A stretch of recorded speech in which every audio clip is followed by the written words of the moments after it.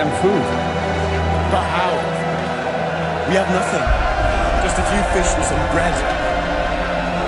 Bring them to me.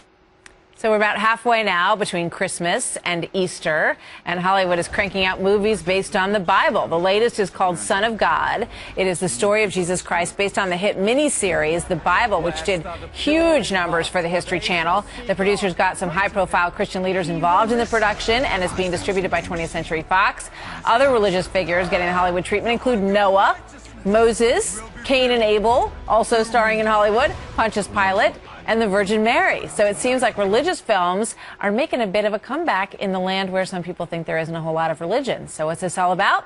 Joining me now, Father Jonathan Morris, a Catholic priest and Fox News contributor, and Joe Concha, a political and entertainment media columnist for Mediaite.com. Welcome to you both.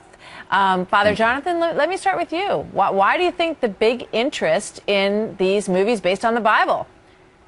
Sure, Martha. You know, I remember being on the set of the film The Passion of the Christ and being in a trailer on set with Mel Gibson and Steve McAvity, the producer, Jim Caviezel, the star, and Mel Gibson saying, you know what, if we don't make this successful, there will not be another religious, big, major Hollywood film for the next 50 years. Why? Because we've got all the star power, we've got the money that we're putting into it, and we've got lots of forces trying to stop this. And that's why he felt, and of course we know he had some major difficulties afterwards, but he felt very strongly a passion to get this done for the sake of the future of films. And I think we're seeing some of that success playing out before us, as you mentioned, Martha. Yeah, and because he felt so strongly about making that movie, he put a lot of his own money into it and made the movie fairly reasonably, as these things go, at $30 million. But the movie had a huge gross at the box office. Let's put up some of these numbers and get a look at how that turned out for Mel Gibson.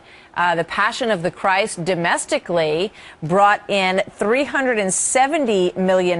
You compare that to The Hangover at 207. So it turns out that these kind of themes can do very well at the box office. Joe, tell us about the money side of this. Why would Hollywood be so interested in these pictures? Passion of the Prophet, Martha. That kind of prophet. You mentioned $370 million before. If you include international receipts, Passion of the Christ made over $600 million. Wow. In the case of Son of God, that's based on a miniseries on the History Channel that averaged about 11.5 million people watching per night. Now, context Mark is Burnett everything. and Roma Downey are the couple behind this big movie. Yeah. Now, what's 11.5 million? What does that really amount to? Well, Breaking Bad, which apparently everybody watched, if you listen to the media, only 10 million watched that series finale. Wow. So there is such an appetite for this, and I'll throw one more number out at you. 77% of Americans, this is according to Gallup, identify themselves as Christian in some way, Protestant or Catholic. That's well over 200 million people. So why not tap into that audience more?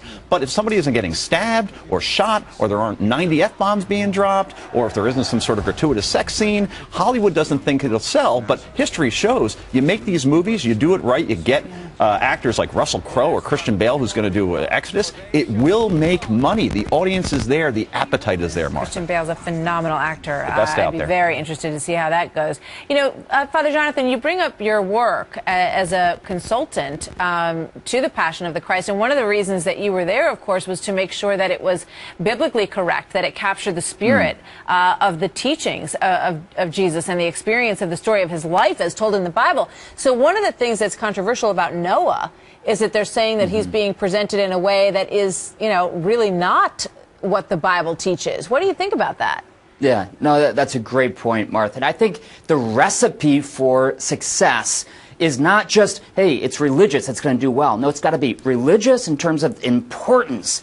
And secondly, it's got to be respectful of the facts and respectful of people's faith. It's got to be inspiring, not just a rehashed story that is kind of decent.